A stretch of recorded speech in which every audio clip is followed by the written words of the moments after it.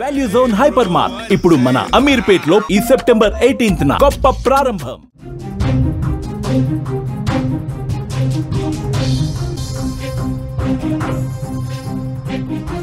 రైతులకు కేంద్రం good news చెప్పింది. త్వరలో 21వ విడత పీఎం కిసాన్ నిధులు విడుదల చేసేందుకు రంగం సిద్ధమైంది.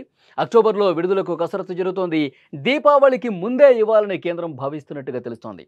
దేశవ్యాప్తంగా రైతులకు కేంద్ర ప్రభుత్వం దీపావళి కానుక అందించబోతుందనే సమాచారం వస్తోంది.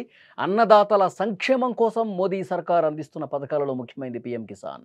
దేశంలోని చిన్న సన్నకారు రైతులకు ఆర్థిక సహాయం అందించడమే లక్ష్యంగా అర్హత కలిగిన రైతు కుటుంబాలకు సంవత్సరానికి 6,000 రూపాయల ఆర్థిక సాయం అందిస్తారు. ఈ మొత్తాన్ని 3 విడతల్లో ప్రతి 4 నెలలకు ఒకసారి నేరుగా రైతుల బ్యాంకు ఖాతాల్లోనే జమ చేస్తారు.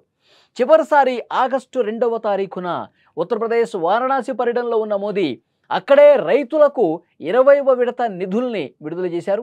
మొత్తం 9.7 కోట్ల మంది రైతుల అకౌంట్స్లో 20,500 కోట్ల డబ్బులు వేశారు. ప్రస్తుతం 21వ విడత నిధులకు రంగం సిద్ధమైంది. కాస్త ముందుగానే ఈ నిధులు విడుదల చేసేందుకు రంగం సిద్ధమైనట్టుగా తెలుస్తోంది.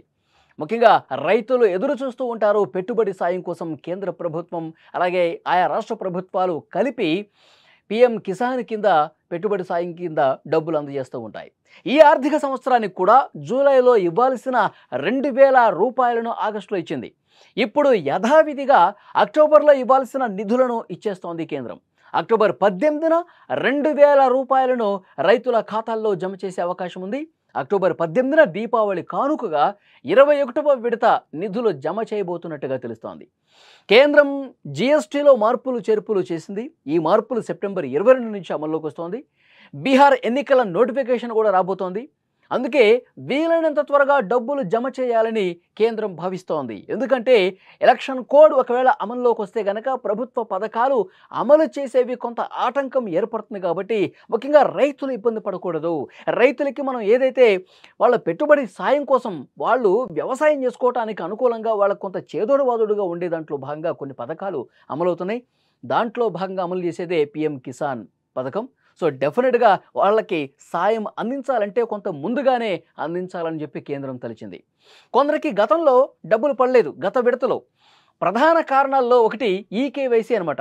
అర్హత ఉండి కూడా నిధులు జమ కాని రైతులు ముందుగా ఈకేవైసీ అనేది చేయించుకోవాలని చెప్తున్నారు. అందుకోసం ముందుగా పీఎం కిసాన్ అధికారిక వెబ్సైట్ ఏదైతే ఉందో pmkisan.gov.in దీన్ని సందర్శించాలి. హోమ్ పేజీలో న్యూ ఫార్మర్ రిజిస్ట్రేషన్ ఆప్షన్ ఉంటుంది. దాన్ని ఎంచుకోవాలి. అక్కడ అడిగిన వివరాలు ఏవైతే ఉంటాయో ఆధార్ నెంబర్ కావచ్చు, మొబైల్ నెంబర్ కావచ్చు, ఇలాంటి ప్రైమరీ డీటెయిల్స్ ఏవైతే ఉంటాయో అవి ఎంటర్ చేయాలి. ఆ తర్వాత భూమికి సంబంధించిన వివరాలు, మీ బ్యాంకు ఖాతాకు సంబంధించిన వివరాలు అప్లోడ్ చేయాలి. చివరగా దరఖాస్తుని మీరు సబ్మిట్ చేయాలి.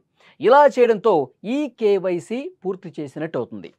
మరిన్ని వివరాలు మీకు ఏదైనా డౌట్స్ ఉంటే కనుక మీ గ్రామంలో ఉండే అధికారులను సంప్రదిస్తే ఈ పథకానికి సంబంధించి పూర్తి డీటెయిల్స్ మీకు అందిస్తారు.